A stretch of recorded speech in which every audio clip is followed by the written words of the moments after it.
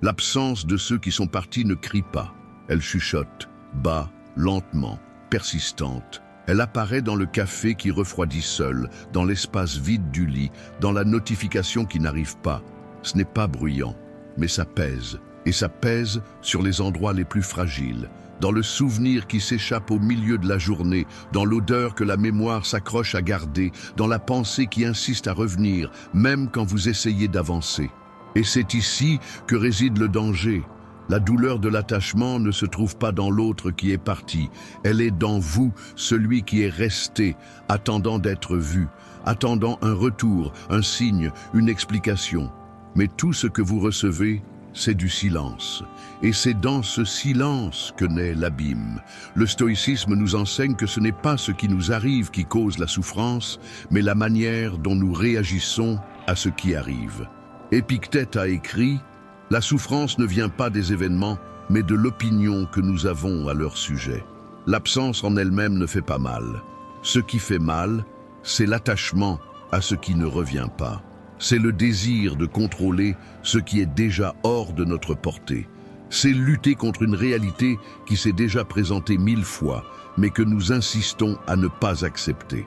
La vérité est que la fin ne vient que rarement avec un avertissement. Parfois, elle arrive déguisée en distance, en froideur, en réponse monosyllabique. Parfois, elle n'arrive pas. Elle s'installe simplement. Et vous, par attachement, faites semblant de ne pas voir. Faites semblant qu'il y a encore une chance, que ça vaut encore la peine d'insister, mais au fond, quelque chose en vous le sait déjà. Et ce savoir silencieux est le début de la guérison si vous avez le courage de l'écouter. Marc Aurèle disait « Vous avez pouvoir sur votre esprit, pas sur les événements extérieurs. Prenez-en conscience et vous trouverez de la force. Vous n'avez pas pouvoir sur l'absence de quelqu'un, mais vous avez le pouvoir sur ce que vous décidez de faire avec cette absence. Vous pouvez vous accrocher à la douleur ou vous pouvez en faire un retour, pas pour lui, pas pour elle, mais pour vous. Car peut-être, la plus belle partie de la douleur n'est pas ce qu'elle a emporté, mais ce qu'elle essaie de redonner. Vous vous êtes perdu à essayer de retenir quelqu'un qui était déjà parti. Vous vous êtes éteint à essayer de garder allumé ce qui était déjà en train de mourir. Mais maintenant, parmi les décombres de ce qui est terminé, il reste encore quelque chose d'entier, votre présence. Et c'est là que vous pouvez recommencer. Le stoïcisme n'enseigne pas à ne pas ressentir. Il enseigne à ne pas se laisser détruire par ce que l'on ressent. C'est l'art de rester entier même en morceaux, d'accepter ce qui est, de lâcher prise sur ce qui ne dépend pas de vous, de revenir à vous avec dignité. Alors, respirez. Ne fuyez pas la douleur. Elle est là pour vous montrer que vous êtes encore ici, entier, présent, prêt à vous reconstruire avec ce qu'il reste et avec ce qui n'aurait jamais dû être mis de côté, vous-même. Numéro 1. Acceptez le silence. Comme réponse. Parfois, le silence n'est pas l'absence de réponse, c'est la réponse. Et plus tôt vous le comprendrez, plus tôt vous cesserez de vous blesser. Vous envoyez des messages en attendant des signes, vous cherchez des regards, des interactions, des gestes, mais tout ce que vous recevez, c'est l'écho de votre propre désir. Vous essayez d'interpréter les silences comme des doutes, la distance comme de la peur, l'absence comme de la confusion. Mais ce qui semble confus pour vous est en fait déjà clair pour celui qui est parti. Le silence fait mal, je le sais, mais il libère aussi. C'est lui qui met un point final, là où vous insistez à mettre des points de suspension. C'est lui qui brise l'illusion qu'il y a encore quelque chose à sauver. Épictète disait « Si quelqu'un ne veut pas parler avec vous, acceptez. Vous n'avez pas besoin de la présence de quelqu'un qui ne valorise pas la vôtre. Le problème, c'est que nous avons été enseignés à courir après, à insister, à prouver notre valeur, à lutter pour ceux qui ne sont pas restés. Mais cela n'est pas de la force. C'est du désespoir déguisé en romantisme. Accepter le silence n'est pas abandonner l'autre. C'est choisir de ne pas abandonner soi-même. C'est décider que votre paix vaut plus que des réponses qui n'arrivent jamais. Marc Aurèle nous rappelle « La meilleure vengeance est d'être différent de ceux qui nous blessent ». Alors, au lieu de supplier pour de l'attention, choisissez de vous éloigner en silence. Au lieu de courir après, respirez profondément et restez. Non pas là où l'autre est, mais là où vous avez cessé d'être, en vous-même. Le silence peut sembler vide, mais en réalité, il est plein.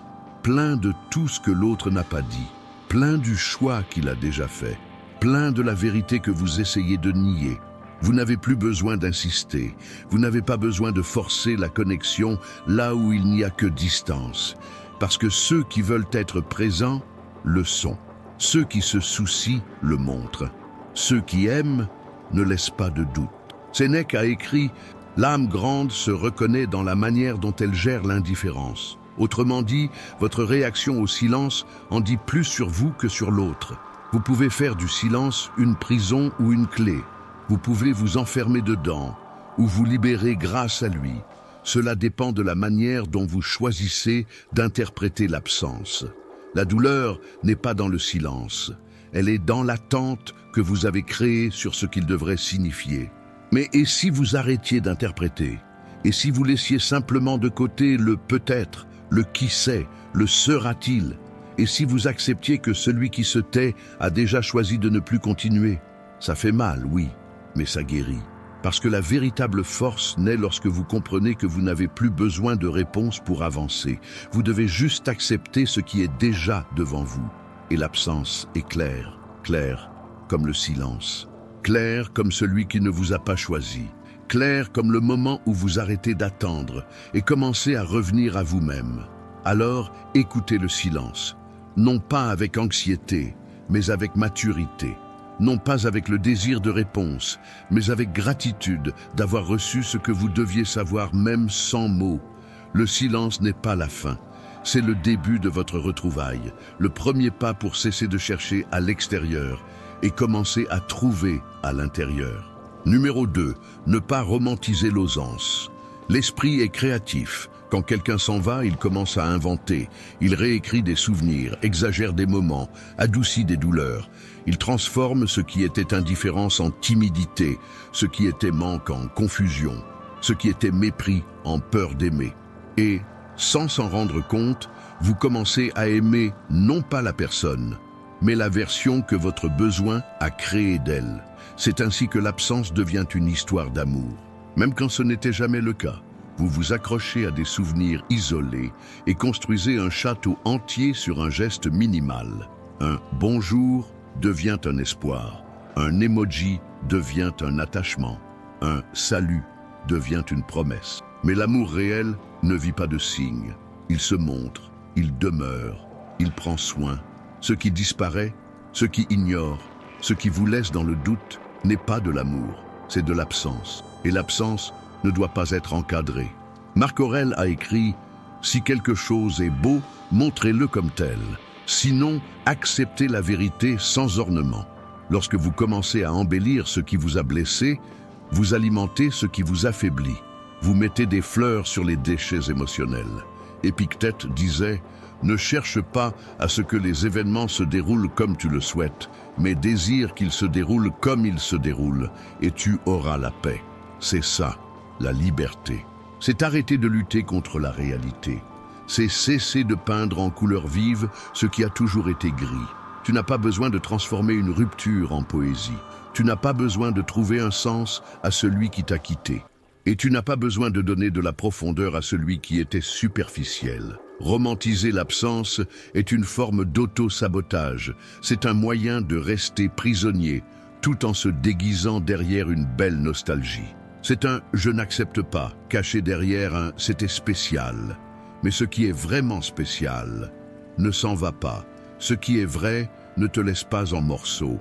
Et ce qui te brise ne mérite pas d'être rappelé comme s'il était entier.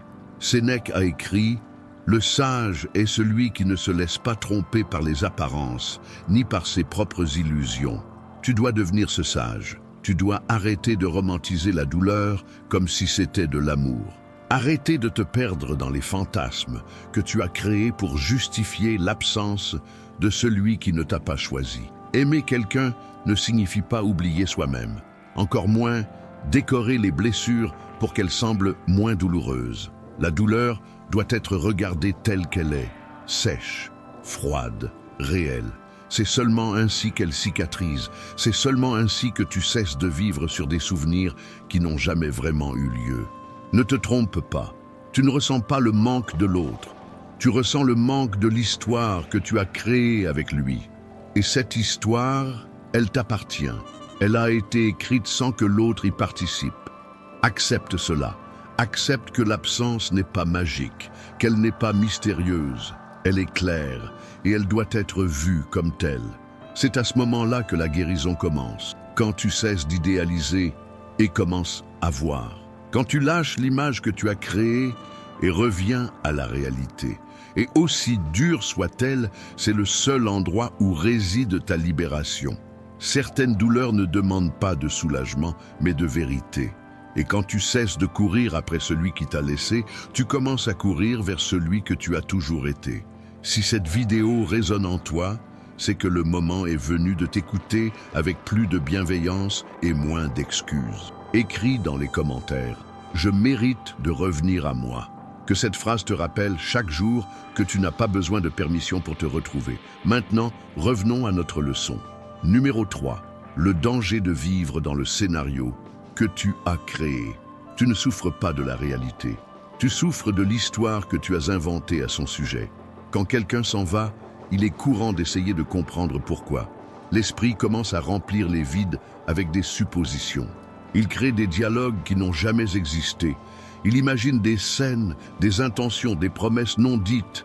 Et sans s'en rendre compte, tu écris un scénario où tu es le seul acteur. Le problème, c'est que ce scénario devient une prison. Alors que la vie essaie de te montrer que c'est fini, tu restes coincé dans la narration du peut-être, du et si, du quand il reviendra. Mais l'autre a déjà quitté la scène depuis longtemps, et tu continues à jouer seul sur une scène vide. Épictète disait « Ce ne sont pas les choses en elles-mêmes qui nous perturbent, mais les opinions que nous formons à leur sujet. » Tu peux voir un silence comme un rejet ou comme une libération. Tu peux voir l'éloignement comme une douleur ou comme une clarté.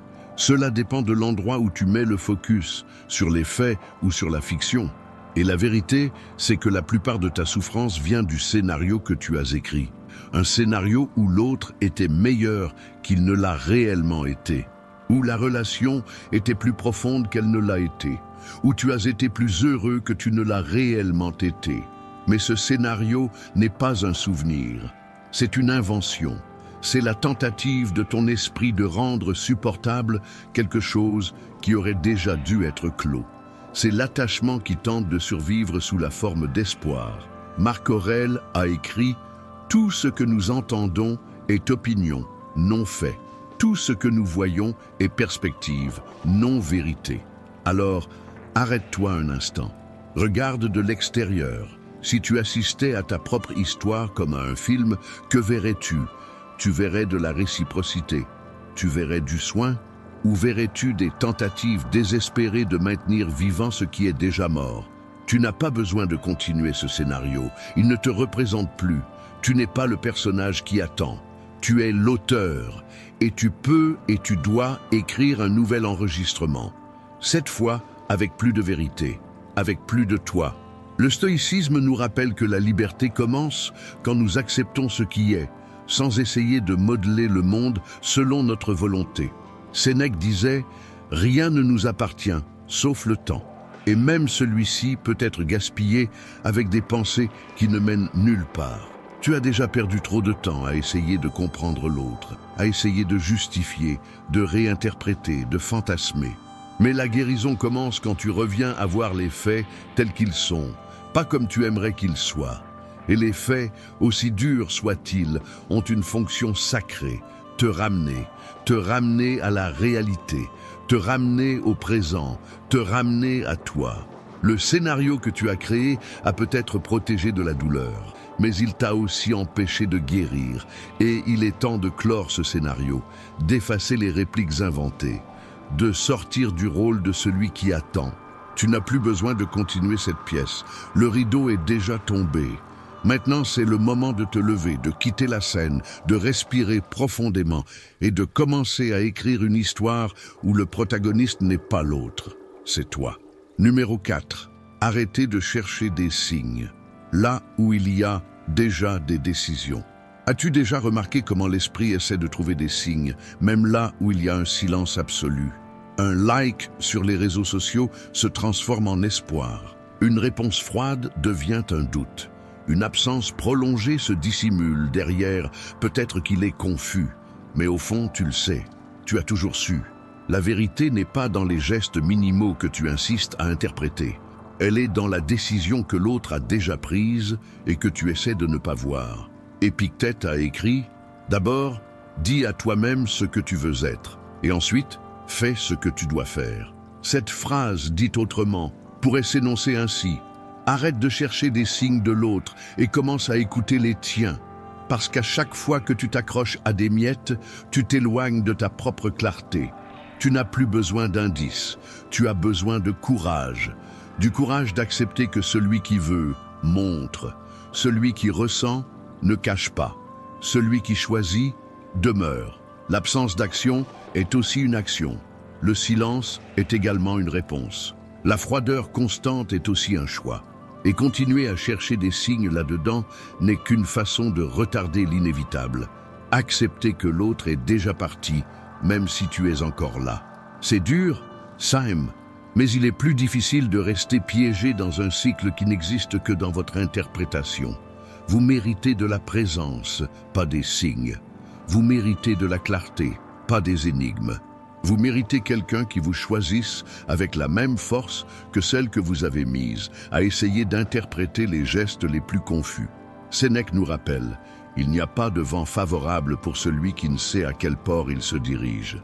Et tant que vous continuerez à essayer de naviguer dans des marées que l'autre a déjà abandonnées, vous continuerez à vous perdre. Vous continuerez à vous noyer dans une mer de « et si ». Vous continuerez à vous blesser en ne voyant pas l'évidence. La clarté ne fait pas mal. Ce qui fait mal, c'est l'espoir mal placé. C'est l'insistance à continuer à chercher des signes là où une décision a déjà été prise. Pas par des mots, mais par l'absence, par des attitudes, par le silence répété. Vous n'avez plus besoin de confirmation. La décision de l'autre est déjà devant vous. Vous devez juste décider quoi en faire. Et peut-être que le choix le plus mature maintenant est de cesser de chercher, de cesser d'interpréter, de cesser de supplier pour des miettes d'attention. La vérité est que vous avez déjà tout ce qu'il vous faut pour avancer. L'autre a montré qui il est. Et maintenant, c'est à vous de montrer qui vous êtes. Vous pouvez continuer à demander des signes. Ou vous pouvez devenir votre propre signal de libération. Et cela commence par une décision. Accepter que l'absence communique aussi. Et peut-être, juste peut-être, c'est ce que vous aviez le plus besoin d'entendre. Numéro 5. L'auto-illusion qui retarde la guérison. Vous dites que vous attendez la clarté, mais en réalité, vous attendez un mensonge confortable. Quelque chose qui soulage, quelque chose qui vous permet de rester où ça fait déjà mal. Mais d'une manière connue. Quelque chose qui vous garde prêt, même si c'est seulement dans votre tête. L'auto-illusion est une trahison silencieuse. Ce n'est pas l'autre qui vous blesse. C'est vous, tous les jours, choisissant de ne pas voir ce qui est devant vos yeux. Épictète disait « Il est impossible pour un homme d'apprendre ce qu'il pense déjà savoir. Tant que vous pensez qu'il y a encore une chance, que vous avez encore de l'espoir, que peut-être tout va changer, vous fermez les portes à ce qui peut vraiment vous guérir, la vérité. Et la vérité, parfois, est cruelle. Elle arrive sans explication, sans demande de pardon, sans lettre d'adieu. Elle s'impose simplement, dans l'absence de réponse, dans le manque de soins, dans la froideur qui dure depuis trop longtemps. Mais l'auto-illusion vous empêche de voir cela. Elle vous fait créer des excuses pour tout. Il est confus. Elle traverse quelque chose de difficile. Ce n'est qu'une phase. Mais combien de phases allez-vous encore justifier? Combien de fois allez-vous vous abandonner en essayant de comprendre quelqu'un qui ne fait déjà plus partie de votre vie? Marc Aurèle a écrit « Si c'est hors de votre contrôle, cela ne doit pas occuper votre esprit. Et pourtant, vous occupez votre esprit avec quelqu'un qui ne s'en soucie plus. Vous pensez, repensez, revoyez des messages, cherchez des signes, vous remémorez le peu que vous avez eu comme si c'était tout. Mais ce n'est pas de l'amour, c'est une insistance désespérée. C'est la peur d'accepter que c'est fini. Accepter ne signifie pas être d'accord, ne signifie pas trouver cela juste. Cela signifie simplement cesser de se blesser pour quelque chose qui est déjà terminé, même si vous ne l'avez pas encore dit à haute voix. Sénèque disait « La vérité fait mal un instant, l'illusion pour le reste de la vie ». Et c'est la différence entre ressentir de la douleur maintenant ou prolonger la souffrance indéfiniment. Parce que tant que vous continuerez à vous mentir, vous continuerez à revivre le même cycle. Attente, frustration, silence, excuses, encore et encore. La guérison commence quand vous décidez d'être honnête avec vous-même, quand vous arrêtez de protéger l'autre avec des justifications et commencez à vous protéger vous-même avec des décisions. Vous n'avez plus besoin de vivre ainsi. Vous n'avez plus besoin de faire semblant que tout va bien alors que vous criez à l'intérieur. Vous n'avez plus besoin de couvrir des blessures que l'autre a laissées. Vous méritez un amour qui réchauffe et non un souvenir qui glace le cœur. Alors, ça suffit. Assez de créer des histoires pour quelqu'un qui ne veut pas faire partie de votre vie. Assez de raconter des mensonges doux pour éviter la vérité amère. Assez de retarder ce que vous savez devoir être fait. Avancez. L'auto-illusion retarde le deuil, mais n'empêche pas la douleur. Elle ne fait que l'étirer. Elle vous enferme plus longtemps dans un endroit qui n'existe déjà plus. Et chaque jour supplémentaire que vous passez là est un jour de moins avec vous. Soyez honnête. Regardez la réalité comme elle est. Et dites, avec toute la force qui vous reste, je choisis la vérité, même si ça fait mal. Parce que la vérité, au moins, me libère. Numéro 6. Distinguer entre amour et attachement. Ce que vous ressentez peut sembler être de l'amour. Mais et si c'était de l'attachement? Et si c'était un besoin? Et si c'était juste la peur de perdre ce que vous croyez vous compléter? L'amour libère, l'attachement emprisonne. L'amour accepte, l'attachement exige. L'amour laisse de l'espace, l'attachement étouffe. Vous vous surprenez à penser « mais je l'aime, je ferai tout pour lui » ou « elle est ma paix, mon sol, mon tout ». Mais si quelqu'un est votre tout, où vous situez-vous? Si quelqu'un est votre sol, comment avancez-vous sans lui? Le stoïcisme nous enseigne à être entier avant d'être avec quelqu'un. La liberté intérieure vient avant tout lien. Parce que celui qui n'est pas libre en lui-même essaiera de s'accrocher à l'autre pour ne pas sombrer. Épictète disait « Si vous voulez être libre, soyez maître de vous-même ». Et cette phrase remet en question ce que vous ressentez. Parce qu'aimer vraiment ne devrait pas vous mettre à genoux.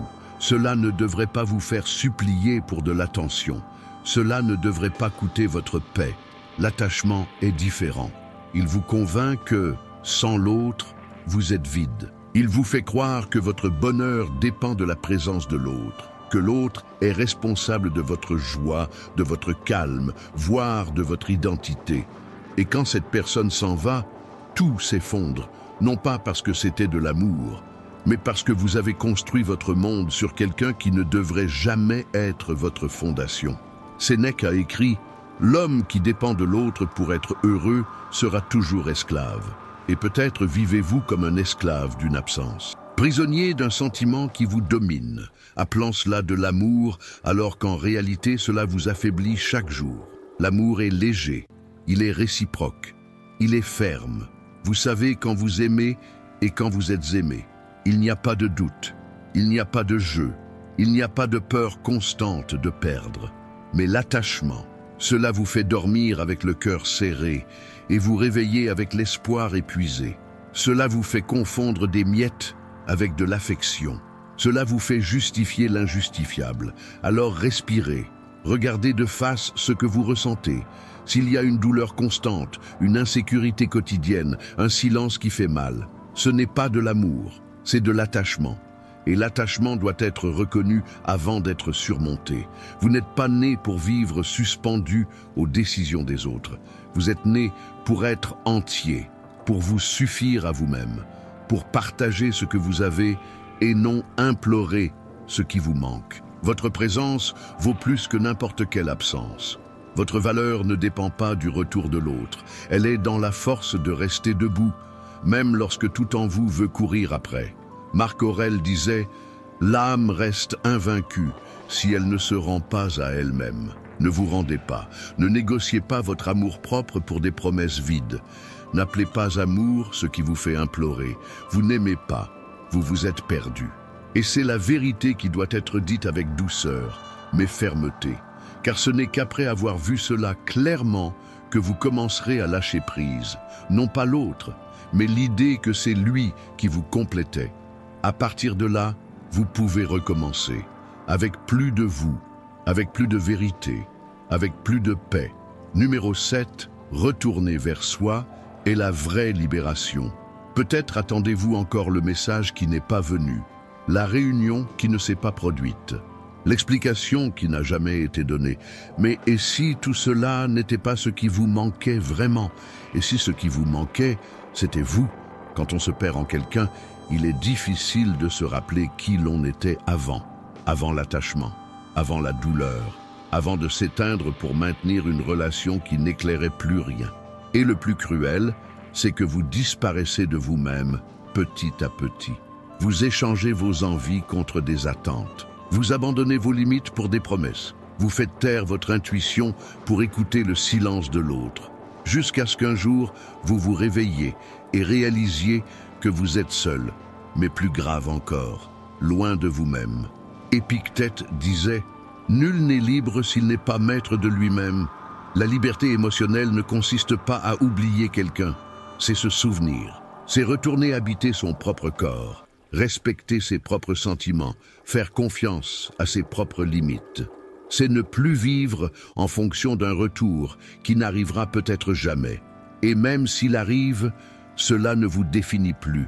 Vous commencez à vous libérer quand vous comprenez que vous n'avez besoin de personne pour être entier, que votre paix n'est pas entre les mains de ceux qui partent ou restent, mais dans la décision silencieuse d'être avec vous tous les jours, même dans les moments les plus difficiles.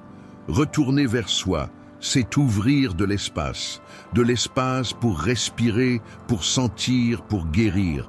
C'est quand vous arrêtez de courir après et commencez à marcher avec fermeté dans votre propre direction, même avec la poitrine encore blessée, même avec des souvenirs encore vivants. Parce qu'à présent, au lieu de fuir la douleur, vous avancez avec elle en sachant qu'elle passera. Sénèque écrivait « Il ne s'agit pas d'avoir plus de temps, mais de mieux vivre le temps que l'on a. Et bien vivre, c'est vivre présent. C'est cesser de gaspiller vos journées à revivre ce qui a été ou à attendre ce qui ne sera peut-être jamais. C'est se regarder dans le miroir et dire « Retournez vers moi et mon chemin ». Vous avez peut-être oublié ce que c'est que d'être en paix avec soi-même. Ce que c'est que de prendre un café tranquillement, d'écouter de la musique sans pleurer, de dormir sans revoir d'anciennes conversations. Mais tout cela revient, doucement, quand vous commencez aussi à revenir. Et il n'est pas nécessaire d'avoir hâte. Votre retrouvailles n'ont pas besoin d'être bruyantes, ni immédiates. Elles doivent juste être authentiques. Et commencent au moment où vous choisissez de vous prioriser, même avec de la nostalgie, même avec de la douleur. Parce que le véritable amour-propre naît lorsque vous arrêtez de mendier la présence, lorsque vous comprenez que vous n'avez pas besoin de prouver votre valeur à qui que ce soit, lorsque vous vous regardez dans le miroir et dites « Je suis là » et cela suffit. Vous vous êtes libéré? Pas encore, mais vous revenez et cela, c'est déjà une libération. Numéro 8. Le vide est un espace, pas une punition. Ce que vous ressentez maintenant peut sembler être un trou, comme si quelque chose avait été arraché. Comme si, à l'intérieur de vous, il ne restait que du silence, du froid et de l'absence. Mais, et si ce que vous appelez vide n'était qu'un espace qui était autrefois occupé par des attentes, par la peur, par le besoin d'approbation, par une présence qui, même lorsqu'elle était là, vous faisait vous sentir seul. La vérité, c'est que la fin de quelque chose laisse effectivement un espace. Mais cet espace n'est pas une punition. C'est une invitation à réorganiser, à respirer, à se retrouver sans distraction, sans excuse, sans personne pour remplir ce que seul vous pouvez occuper. Marc Aurèle disait « L'univers est en changement, la vie est ce que les pensées en font. Alors, si vous regardez à l'intérieur et voyez de l'obscurité, rappelez-vous, ce que vous voyez dépend de ce que vous pensez. Peut-être que cet espace n'est pas sombre, il attend simplement que vous allumiez une lumière. Le vide fait mal parce que vous voulez le remplir rapidement. Vous voulez y mettre une autre personne, une autre distraction, une autre dépendance émotionnelle. Mais le vide n'a pas besoin d'être rempli. Il doit être ressenti, vécu, respecté. C'est dans cet espace que votre nouvelle version commence à grandir. Parce qu'à présent, vous ne réagissez plus. Vous choisissez. Vous construisez quelque chose qui naît de l'intérieur et non des restes de quelqu'un. Sénèque écrivait « La solitude est pour l'esprit ce que le régime est pour le corps. Elle nettoie, elle guérit, elle renforce. Mais seulement si vous avez le courage de rester avec elle, sans fuir, sans essayer d'anesthésier, sans essayer de masquer la douleur avec des distractions bruyantes. Rester dans le vide, c'est apprendre à écouter ce que vous étouffiez auparavant. C'est découvrir ce que vous pensez vraiment quand personne d'autre n'est là. C'est se regarder vraiment et, pour la première fois depuis longtemps, ne pas détourner les yeux. Et oui, cela peut être effrayant, car le silence révèle, et ce qu'il montre n'est pas toujours beau. Mais c'est réel, et seul ce qui est réel peut être transformé. Épictète disait « Aucun homme n'est libre tant qu'il n'a pas appris à vivre avec lui-même ».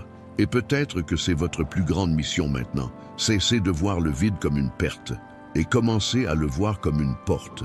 Car il y a quelque chose de puissant à ne pas avoir quelqu'un à tenir. Vous commencez à vous soutenir, à vous écouter, à vous guérir par vos propres mains. Cet espace n'est pas absence, c'est préparation. Ce n'est pas une punition, c'est sol. C'est le terrain où quelque chose de nouveau peut naître si vous avez le courage de ne pas replanter le passé. Ne courez pas, restez, respirez dans ce silence. Laissez-le vous raconter tout ce que le bruit de l'attachement vous empêchait d'entendre. Vous n'avez pas été abandonné, vous avez été rendu à vous-même. Et au final, c'est dans cet endroit en vous que se trouve toujours la seule présence qui ne part jamais. Numéro 9. Cessez de justifier les absences par des excuses. Vous êtes-vous déjà surpris à défendre quelqu'un qui n'était simplement plus là, à vous dire « il doit être occupé, elle est juste confuse, c'est juste une phase, ça va s'arranger ». Vous inventez des justifications parce que l'absence fait plus mal lorsqu'elle est silencieuse.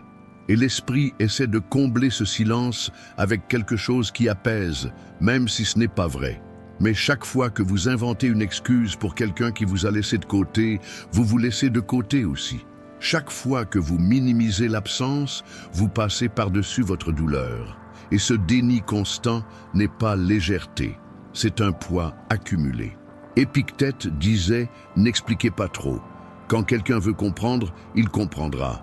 Celui qui veut être présent, leste. Celui qui se soucie, le montre. Celui qui a quelque chose à dire, le dit. Le reste est omission, et l'omission est un choix, même déguisé en silence. L'absence doit être reconnue pour ce qu'elle est, non pour ce que vous aimeriez qu'elle soit. Parce que ce qui fait mal, ce n'est pas la disparition de l'autre. C'est l'effort que vous faites pour feindre qu'il est encore là. Marc Aurèle écrivait « Acceptez tout ce qui vous arrive, comme si vous l'aviez choisi. C'est la clé de la sérénité. Accepter n'est pas se résigner. C'est arrêter de mentir à soi-même. C'est regarder ce qui est devant vous et dire « il s'est éloigné, elle ne m'a pas choisi, c'est fini ».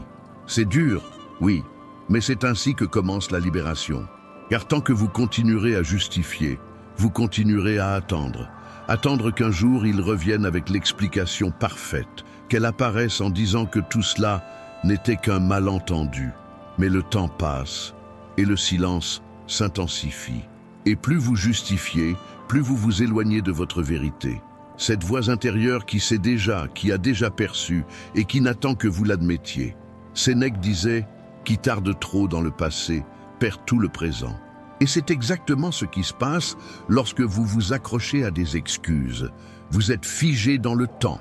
Vous restez prisonnier de versions anciennes. Vous êtes enfermé dans une histoire qui a déjà été racontée, mais que vous insistez à réécrire, seul. Il arrive un moment où vous devez vous arrêter, Regarder avec courage et dire « s'il n'y a pas eu d'explication, c'est qu'il n'y avait pas d'intention de rester. S'il est parti sans avertir, c'est qu'il a choisi de partir. Et s'il m'a laissé attendre, c'est que cela n'a jamais été à propos de moi. Ça a toujours été à propos de son choix. Et c'est bien. Vous n'avez pas besoin de comprendre. Vous devez simplement cesser de nier. Vous n'êtes pas cruel en cessant de défendre celui qui vous a quitté. Vous êtes juste envers vous-même. Vous n'êtes pas amer en n'acceptant plus d'excuses inventées. Vous êtes enfin en train d'être vrai, car la guérison ne naît pas lorsque l'autre revient avec des explications. La guérison naît lorsque vous décidez que vous n'en avez plus besoin. Vous méritez quelqu'un qui est présent, pas quelqu'un dont vous devez justifier l'absence. Alors, à partir de maintenant, chaque fois que vous ressentirez le besoin d'inventer un motif pour l'absence de quelqu'un, rappelez-vous, vous n'avez pas besoin d'excuses pour avancer. Vous avez besoin de présence et surtout de votre propre présence avec vous. Numéro 10, ne pas fuir. Ce que vous ressentez, vous ressentez. Mais vous essayez de dissimuler. Vous essayez d'occuper le temps, de remplir votre agenda, de sourire pour ne pas inquiéter personne. Et à l'extérieur, tout semble aller bien. Mais à l'intérieur, ça fait encore mal. Ce que vous ressentez ne disparaît pas juste parce que vous l'avez ignoré. La douleur ne s'évapore pas parce que vous avez décidé de ne pas en parler. Le sentiment n'est pas une interruption, c'est un appel. Et plus vous fuyez, plus il vous poursuit. Épictète disait « Il est impossible de progresser sans se confronter. Fuir soi-même, c'est nier sa propre âme. Ce n'est pas une faiblesse de ressentir. La faiblesse, c'est se cacher de la douleur comme si elle était une ennemie. Mais la douleur, lorsqu'elle est affrontée avec courage, se transforme. Elle devient compréhension, elle devient force, elle devient clarté. Vous n'avez pas besoin d'être fort tout le temps. Vous n'avez pas besoin de prouver que vous avez surmonté, que vous avez oublié, que vous êtes passé à autre chose, alors qu'en réalité, vous êtes toujours au même endroit. La plus grande force réside dans l'admission. Je ressens encore. Parce que seul celui qui admet ce qu'il ressent a la réelle chance de transformer ce sentiment. Marc Aurèle écrivait « L'âme se renforce à travers l'affrontement, non la fuite. Éviter la douleur, c'est comme balayer les morceaux sous le tapis.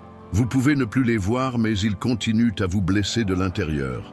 Et un jour, lorsque vous vous y attendrez le moins, ils réapparaîtront, plus aigus, plus profonds. Ressentir est la première étape pour guérir. Il n'y a pas de guérison sans douleur traversée. Il n'y a pas de nouveau départ sans un deuil vécu avec honnêteté. Et oui, ça va faire mal.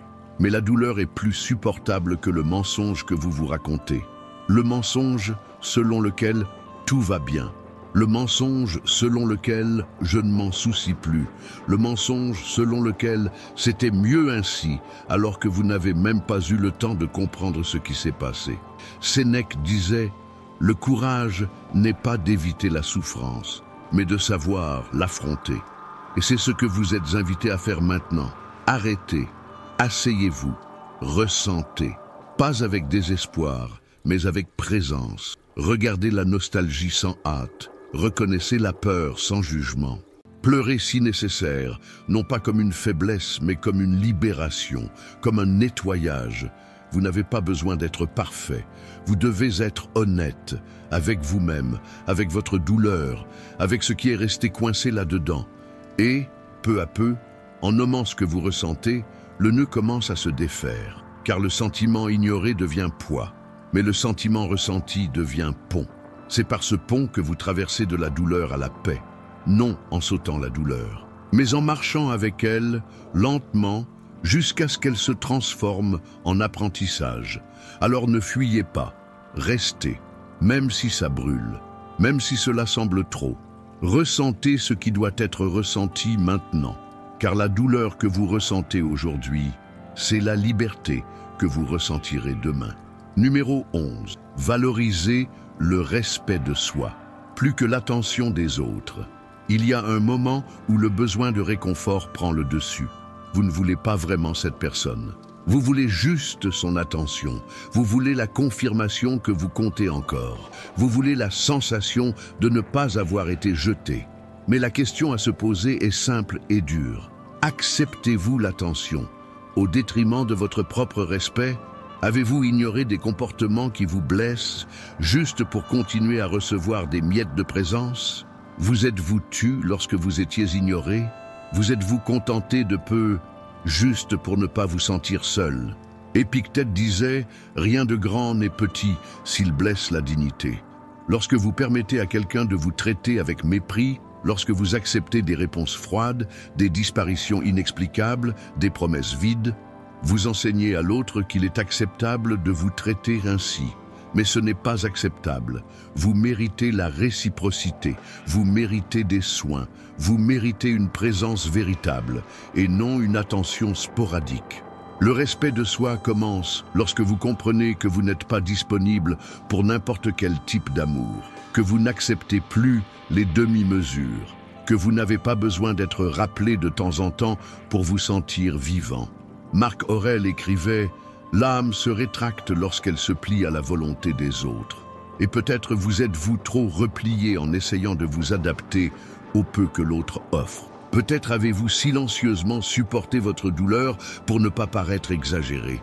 Peut-être avez-vous fait semblant que tout allait bien, juste pour ne pas déranger. Mais ce n'est pas de l'amour, c'est de l'abandon déguisé en attachement. Et le pire, c'est votre propre abandon. Sénèque écrivait « Il n'y a pas de noblesse à se diminuer pour ceux qui ne connaissent pas votre valeur. » Et à partir de maintenant, peut-être que la leçon la plus importante sera celle-ci. Vous n'êtes plus disponible pour ceux qui n'apparaissent que lorsque cela leur chante, pour ceux qui vous répondent quand ils le souhaitent, pour ceux qui traitent votre présence comme acquise. Votre attention est précieuse, votre présence est un privilège, et ceux qui ne savent pas reconnaître cela ne méritent pas de continuer. Le respect de soi est le début de toute véritable guérison. C'est lui qui dit « Je n'accepte pas moins que ce que je mérite ». C'est lui qui fait taire le besoin et renforce la conscience. Vous n'avez pas besoin que l'autre revienne pour vous sentir précieux. Vous devez revenir à vous. Vous devez vous voir avec des yeux moins cruels. Il est temps de cesser de se mesurer à l'attention des autres. Un amour qui te fait douter de toi, ce n'est pas de l'amour. C'est un piège, et tu n'es pas né, pour vivre dans des cages émotionnelles. Tu es né riche, pour avancer avec assurance, pour te regarder dans le miroir avec dignité, pour dire « je choisis ce qui me respecte, le reste, je le laisse partir ». Et ce n'est pas un acte d'orgueil, c'est un acte de soin, pour ton histoire, pour ta paix, pour tout ce que tu as dû reconstruire après t'être perdu, pour quelqu'un. Tu peux ressentir un manque, mais tu n'as pas besoin de retourner à ce qui te rabaisse. Tu peux avoir des souvenirs. Mais tu n'as pas besoin de romantiser ce qui t'a vidé. Valorise l'amour qui te renforce, même si, pour l'instant, c'est seulement le tien. Si tu es encore là, c'est que tu as compris que tu dois lâcher prise sans te perdre. Écris dans les commentaires « Retournez vers moi et mon chemin ». Cela va au-delà d'une simple phrase. C'est une promesse silencieuse de retrouvailles. Numéro 12. La paix naît lorsque tu cesses de te blesser émotionnellement. Tu ne t'en rends pas compte, mais chaque fois que tu lis et relis cette ancienne conversation, tu te fais du mal. Chaque fois que tu surveilles le profil de l'autre, que tu revisites des photos, que tu imagines ce qu'il ou elle fait maintenant, tu te blesses avec tes propres mains. Et cela porte un nom, auto-violence émotionnelle. C'est lorsque la douleur est déjà passée, mais que tu continues à la ramener. C'est lorsque l'absence a déjà parlé, mais que tu insistes pour écouter l'écho. Épictète disait « Ce n'est pas ce qui t'arrive qui te détruit, mais la manière dont tu choisis de réagir. La paix ne dépend pas de ce que l'autre fait ou ne fait pas. Elle naît au moment où tu choisis de cesser de te blesser pour maintenir une illusion en vie. Au moment où tu comprends que te maltraiter au nom de quelqu'un, ce n'est jamais de l'amour, c'est de l'attachement, c'est de la résistance, c'est de l'abandon de soi. Tu dis que tu veux oublier, mais tu gardes tout près de toi. Tu conserves les souvenirs comme s'ils étaient des reliques. Tu revivifies les scènes comme si elles étaient des promesses. Et ainsi, jour après jour, tu maintiens vivante la douleur qui aurait déjà pu se dissoudre. Marc Aurèle a écrit « Tu as du pouvoir sur ton esprit, pas sur les événements extérieurs. Ta paix ne dépend pas du retour de l'autre. Elle ne dépend pas d'un message, d'une explication, d'une demande de pardon. Elle dépend de ta décision silencieuse de cesser de te punir pour ce qui est terminé. Et oui, tu as fait cela. Tu t'es puni, pour ne pas avoir été à la hauteur. Tu t'es culpabilisé pour les choix de l'autre. Tu as cru que tu aurais pu faire plus, alors qu'en réalité, tu t'es déjà beaucoup donné. La paix arrive lorsque tu interromps ce cycle d'autodégradation. Lorsque tu comprends qu'il n'est pas juste de continuer à te blesser pour quelqu'un qui n'est plus là. Lorsque tu acceptes qu'il y a de la douleur dans l'absence, mais qu'il y a aussi de la souffrance dans la répétition. Et cette souffrance, tu peux l'interrompre. Sénèque disait « Ce qui nous fait du mal, ce n'est pas ce qui nous manque, mais l'excès de ce dont nous n'avons plus besoin. » Et peut-être que tu es en excès de souvenirs, en excès de fantasmes, en excès d'espoir mal placé. Tu n'as pas besoin d'effacer tout, mais tu dois cesser de revivre. Tu dois laisser ce qui était à sa place, dans le passé. La paix n'est pas faite de négation, elle naît de l'acceptation mûre, du « oui, j'ai ressenti »,« oui, ça m'a fait mal, mais maintenant, je choisis de ne plus me blesser avec cela ». Tu n'as pas de contrôle sur ceux qui sont partis, mais tu es responsable de ceux qui sont restés, toi. Alors, fais un pacte avec toi-même. À partir d'aujourd'hui, ne nourris pas ce qui te blesse. Ne répète pas ce qui te brise. Ne porte pas ce qui aurait déjà dû être laissé derrière. La paix commence lentement, dans le silence, dans une respiration, dans la ferme décision de ne pas retourner là où tu es toujours blessé. Et elle se renforce lorsque tu cesses de te blesser avec des souvenirs, des excuses et des attentes. Lorsque tu te regardes dans le miroir et dis « ça suffit, je me choisis ». Et ce choix, c'est le début de la paix que tu cherches tant. Numéro 13. Clore des cycles sans avoir besoin d'explication. Tu attends peut-être cela, une explication, un motif clair, une conversation honnête, une demande de pardon qui ait du sens. Mais, et si cela ne venait jamais? Et si la personne poursuivait simplement sa vie comme si tu n'avais jamais existé? Et si elle te laissait avec 1000 questions et aucune réponse? La vérité est dure, mais libératrice. Tu n'as pas besoin d'explication pour clore un cycle. Tu as juste besoin de la décision. Épictète disait « Quand quelqu'un t'abandonne sans raison, ce n'est pas à toi de chercher à comprendre. C'est lui qui a choisi de ne pas être compris. » La douleur du doute fait mal car nous restons accrochés à l'idée que je ne pourrai avancer que si je comprends ce qui s'est passé. Mais comprendre ne guérit pas. Accepter, oui, tout ne doit pas nécessairement avoir un sens. Tout au revoir n'est pas accompagné d'un manuel. Certaines séparations se produisent parce qu'elles doivent se produire. Et essayer de déchiffrer le silence de l'autre est un chemin sans fin. Tu as le droit d'aller de l'avant sans entendre quoi que ce soit d'autre. Sans justification, sans mots doux, sans ce dernier café que tu avais imaginé. Marc Aurèle a écrit « Si cela est hors de ton contrôle, cela ne doit pas occuper ton esprit. Tu ne peux pas contrôler la manière dont l'autre a choisi de partir. Mais tu peux décider de ne plus te laisser piéger par cela. Tu peux fermer cette porte de l'intérieur. Tu peux sceller ce chapitre avec ce qui reste, ta vérité. Tu sais ce que tu as ressenti. Tu sais combien tu t'es investi. Tu sais que tu as essayé. Et cela suffit. Le stoïcisme nous enseigne que ce qui importe, ce n'est pas la fin en soi, mais la manière dont nous choisissons de la gérer. Si tu deviens prisonnier de réponses qui ne viendront jamais, tu restes coincé dans le cycle. Mais si tu te dis « je n'ai plus besoin de comprendre, je dois juste accepter », alors tu te libères. Sénèque a écrit « Ce n'est pas le départ qui nous fait souffrir, mais l'attachement à l'idée qu'il ne devrait pas avoir eu lieu. » Et cette phrase résume tout. La souffrance naît de la résistance. Tu résistes à la fin comme si elle pouvait encore être inversée, comme s'il y avait quelque chose de pendu. Mais peut-être que le seul pendu est ta propre décision de clore. Tu peux attendre des années pour un désolé. Tu peux répéter 1000 fois ce que tu dirais s'il ou elle revenait. Mais pendant ce temps, ta vie est en pause. Ton cœur gelé, ton esprit revivant des scènes anciennes. Clore un cycle sans explication C'est comme fermer un livre sans comprendre le dernier chapitre. C'est dire, peut-être que je ne saurai jamais pourquoi, mais je sais qu'il est temps d'arrêter de lire. Et cela ne te rend pas faible, cela te rend libre. Tu n'as plus besoin de justification, tu as besoin de paix.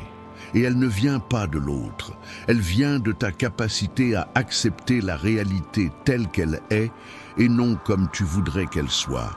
Alors, aujourd'hui, fais cela pour toi. Clôture ce cycle.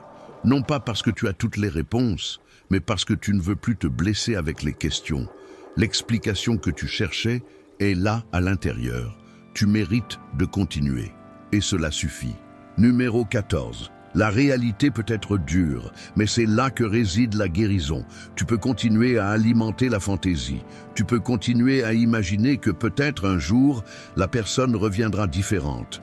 Que tout se comprenne, que tout s'emboîte, ou on peut respirer profondément, ouvrir les yeux et affronter la réalité telle qu'elle est, crue, dure, silencieuse, mais curative.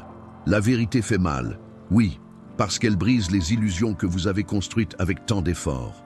Mais c'est aussi elle qui vous libère du poids de continuer à vous mentir. Épictète disait « La liberté commence quand nous acceptons les choses telles qu'elles sont, et non telles que nous aimerions qu'elles soient. » Vous n'avez plus besoin de vous perdre dans les « et si ». Et s'il était resté? Et si elle avait dit qu'elle ressentait quelque chose? Et si j'avais agi différemment? La guérison commence quand vous remplacez le « et si » par le « c'était ». C'était ainsi. Ça s'est terminé ainsi. Ça a fait mal ainsi.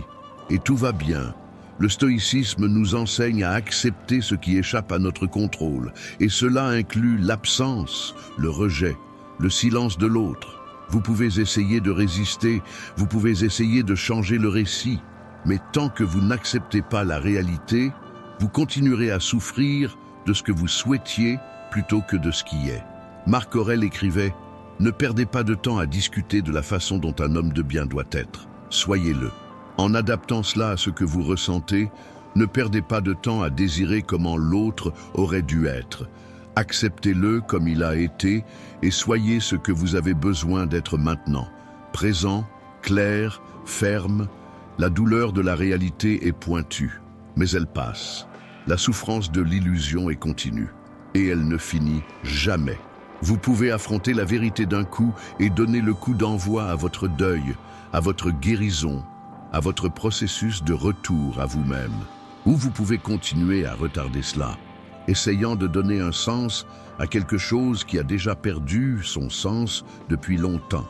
Sénèque disait « La vérité peut blesser au début, mais le mensonge ronge entièrement. » Et ce que vous avez vécu est un mensonge émotionnel alimenté chaque jour par des fragments d'espoir. Vous faites semblant d'aller bien, mais vous êtes toujours en veille. Vous dites que vous avez surmonté, mais vous rêvez encore. Vous jurez que vous ne ressentez plus rien, mais chaque souvenir sert encore. Assez. La réalité peut ne pas être belle, mais c'est là que réside la guérison. C'est le seul endroit où la douleur peut être ressentie véritablement et ensuite, enfin, dissoute. Ne fuyez plus, ne vous protégez plus de ce qui doit être affronté. Regardez votre histoire en face. Sans embellissement, sans fantasme, elle est telle qu'elle est. Et malgré cela, vous avez survécu. Malgré cela, vous êtes ici. Vous n'avez plus besoin de ce qui ne s'est pas produit. Vous avez besoin d'un sol solide. Et ce sol n'existe que lorsque les pieds touchent la réalité.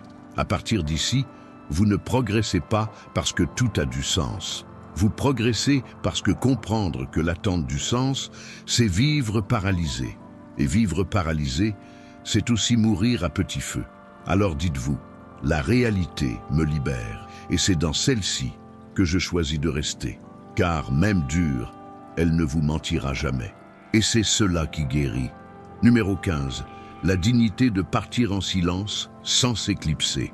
Vous pouvez partir en pleurant, en criant, en implorant que l'autre vous comprenne, ou vous pouvez partir en silence, sans bruit, sans scène, sans besoin de prouver quoi que ce soit. Le silence de celui qui s'en va avec dignité n'est pas de l'orgueil, c'est de l'amour-propre. C'est le choix conscient de ne pas se diminuer par quelqu'un qui vous a déjà diminué par son absence. Vous n'avez pas besoin de justifier votre départ. Vous avez déjà justifié votre présence pendant trop longtemps. Épictète disait « La véritable liberté est de ne pas dépendre de la reconnaissance des autres pour valider qui vous êtes. » Et partir avec dignité, c'est cela. C'est comprendre que vous n'avez pas besoin d'approbation pour avancer. Pas besoin d'être compris, accueilli, applaudi. Vous devez être fidèle à vous-même et à rien d'autre. Car quand vous insistez pour vous expliquer à quelqu'un qui ne vous a même pas écouté, quand vous criez à l'intérieur, vous répétez simplement le cycle de l'annulation de soi. Et maintenant, plus que jamais, il est temps de briser ce cycle. Vous ne partez pas parce que vous ne ressentez plus rien. Vous partez malgré le fait que vous ressentez encore. Et c'est la forme la plus élevée de maturité émotionnelle. Ne pas attendre que le sentiment meure pour prendre une décision que la raison vous implore depuis longtemps. Marc Aurèle écrivait « Faites ce qui doit être fait et ne parlez pas plus que nécessaire. » Cela vaut aussi pour la fin. La fin n'a pas besoin d'être annoncée, elle doit être vécue avec intégrité. Partir en silence, c'est partir entier. C'est choisir de ne plus blesser ni se blesser. C'est laisser ce qui est passé au passé. C'est dire, sans mots, je suis resté jusqu'où j'ai pu. Et maintenant, je choisis de partir pour moi. Sénèque disait, la meilleure vengeance est de ne pas être comme ceux qui vous ont blessé. Et la plupart des gens partent en détruisant l'autre ou en se détruisant eux-mêmes. Mais vous, non. Vous allez choisir un chemin plus rare et plus fort. Le chemin de celui qui s'en va avec dignité, mais qui reste lumineux. Vous n'avez pas besoin d'éteindre qui vous êtes pour sortir d'une histoire. Pas besoin de cesser d'aimer, de cesser de ressentir, de cesser d'être sensible. Vous devez juste sortir de l'endroit où vous avez cessé d'être vu. La dignité réside dans cet acte silencieux, dans ce geste invisible de celui qui a enfin compris qu'il n'est plus là. Pas plus dans cette conversation répétée, pas plus dans cette attente interminable. Et quand vous partez, sans vous éclipser, sans vous perdre, sans devenir une ombre, vous ouvrez de l'espace pour vous, pour votre nouvelle phase, pour votre reconstruction. Vous n'avez pas besoin que l'autre comprenne pourquoi vous êtes parti. Vous avez juste besoin de comprendre que rester n'avait plus de sens. Alors respirez, apaisez la douleur avec votre présence, accueillez votre cœur avec vérité et faites ce pas, non pas comme celui qui fuit, mais comme celui qui enfin revient chez lui. Votre dignité est maintenant votre guide, et elle sait, certaines adieux n'ont pas besoin de bruit, juste de courage. Vous êtes arrivé jusqu'ici, et si vous êtes arrivé, c'est parce qu'en quelque part, en vous, quelque chose s'est réveillé. Une envie de ne plus se perdre, de cesser de courir après ceux qui ne vous attendent pas, de finalement revenir. Parce qu'au fond, cette vidéo n'a jamais été sur l'autre. Elle a été sur vous. Sur tout ce que vous avez dû garder silencieux pour maintenir une présence. Sur tout ce que vous avez dû avaler pour éviter une fin. Sur tout ce qui s'est perdu en essayant de sauver ce qui, au fond, était déjà parti. Mais maintenant, non.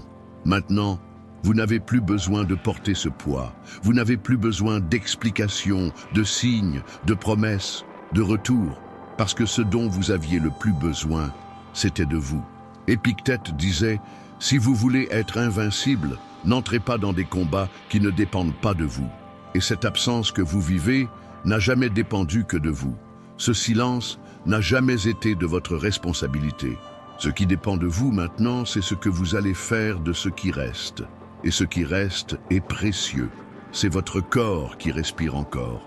C'est votre cœur, même brisé, qui bat encore. C'est votre esprit, fatigué, mais conscient. C'est votre âme, vous attendant au même endroit où vous vous êtes abandonné. Vous n'avez pas besoin de revenir à ce qui vous a blessé. Vous n'avez pas besoin de prouver que vous méritiez mieux. Vous n'avez pas besoin de montrer votre force à quiconque. Vous devez juste être vrai avec la douleur. Regarder dans le miroir et dire « Je me choisis, même avec nostalgie. Je me accueille, même avec des doutes. Je continue, même avec de la peur. » Marc Aurèle a écrit « Ce qui est derrière vous n'a pas d'importance. Ce qui compte, c'est ce que vous choisissez d'être à partir de maintenant. » Alors, choisissez d'être présent. Choisissez d'être un foyer. Choisissez d'être un refuge pour vous-même. Cessez d'attendre que quelqu'un revienne vous sauver. Cessez de croire que la réponse viendra encore de l'extérieur. La réponse n'a jamais été là. Elle a toujours été ici, dans le silence entre vos larmes. Dans le vide qui s'est formé, mais qui peut maintenant devenir espace. Espace pour recommencer avec plus de vérité, avec plus de calme, avec plus de vous. Sénèque disait: la vie n'est pas d'attendre que la tempête passe, c'est d'apprendre à danser sous la pluie. Et peut-être qu'il s'agit de cela maintenant. Apprendre à danser avec cette absence, sans hâte, sans honte, sans essayer de raccourcir la douleur. Car celui qui apprend à rester avec soi-même dans les jours les plus difficiles ne mendie plus jamais d'attention dans les jours normaux. Et avant de conclure, si ce parcours vous a touché quelque part, même un petit peu, écrivez en commentaire « Je suis revenu vers moi ». Écrivez comme si vous plantiez une graine, comme si vous honoriez le recommencement, comme si vous décidiez que, dorénavant, la douleur ne sera pas une fin, mais un élan. Si cette vidéo a trouvé un écho dans votre cœur, aimez-la.